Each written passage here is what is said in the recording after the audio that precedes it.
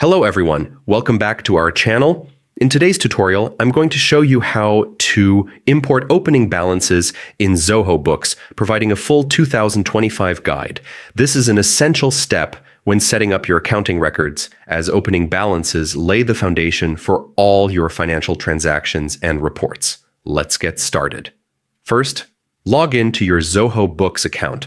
Once you're on the dashboard, you'll see an overview of your financial information.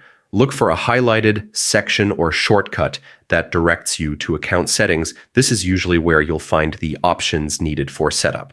Next, navigate to Opening Balances. This section is where you manage and verify the initial figures for each of your accounts.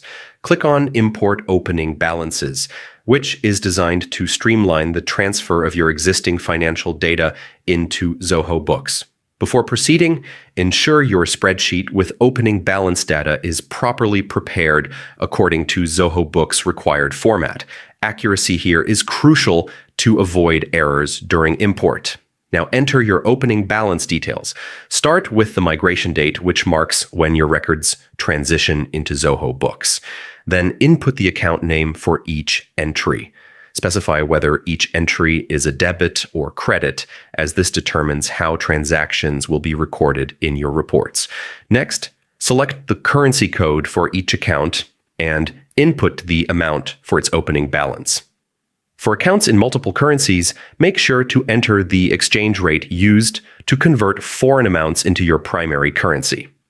If any account entries are linked to specific clients or vendors, provide the contact name as well. Once all the required details are filled in, click Next to complete the import process. Zoho Books will seamlessly integrate your opening balances into the system, ensuring your financial data is accurate and ready for day-to-day accounting. Congratulations, you've successfully imported your opening balances into Zoho Books.